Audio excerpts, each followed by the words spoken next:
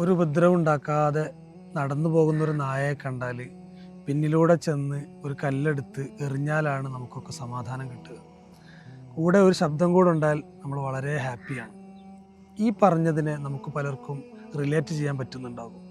മറ്റു ജീവികളിൽ നിന്ന് വ്യത്യസ്തമായി എവിടെ കണ്ടാലും കല്ലെടുത്തെറിയണം എന്ന പൊതുബോധം നമുക്കിടയിലൊക്കെ ഇങ്ങനെ കറങ്ങി നടക്കുന്നുണ്ടോ എന്ന് സംശയിക്കുന്നു. നമ്മളെപ്പോലെ ഈ ഭൂമിയിൽ ജീവിക്കാൻ അവകാശമുള്ള ഒരു ജീവിയാണല്ലോ നായ. നനവോടെയോ നനവുള്ള ഭാഗമോ തൊട്ടാൽ 7 തവണ കഴുകണം.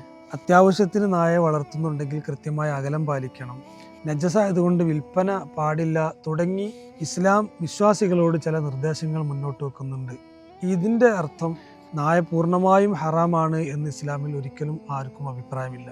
ഇങ്ങനെ ചില തെറ്റിദ്ധാരണകൾ കാരണം മുസ്ലിം പേരുള്ള സോഷ്യൽ മീഡിയയിൽ നായയെ വളർത്തുന്ന ചില ആളുകളെ അടച്ചാക്ഷേപിക്കുന്ന ശൈലി ഇപ്പോൾ കൂടുതലായി കണ്ടുവരുന്നുണ്ട്. ഇസ്ലാമിൻ്റെ നിയമങ്ങൾ അവർ പാലിക്കുന്നുണ്ട് എന്ന് വിശ്വസിക്കാനേ നമുക്ക് നിർവാഹമുള്ളൂ. അല്ല എന്ന് ബോധ്യപ്പെടുന്നുണ്ടെങ്കിൽ അവരെ തിരുത്താനുള്ള ആരോഗ്യകരമായ രീതികൾ നമുക്ക് സ്വീകരിക്കാമല്ലോ. പ്രിയപ്പെട്ടവരെ, കുഷ്ഠരോഗം പിടിച്ച നായയെ 40 ദിവസം ശുശ്രൂഷിച്ച ഷെയ്ഖ് റിഫായി റളിയല്ലാഹു അൻഹുവിനെ ഓർത്തു നോക്കൂ. ഇൽമിലും ഇബാദത്തിലും സാമൂഹിക സേവനത്തിലും വളരെ ബിസിയായിട്ട് പോലും ഇസ്ലാമിൻ്റെ നിർദ്ദേശങ്ങളൊക്കെ പാലിച്ചുകൊണ്ട് അവർ ചെയ്ത സേവനം നമുക്ക് മാതൃകയാണ്.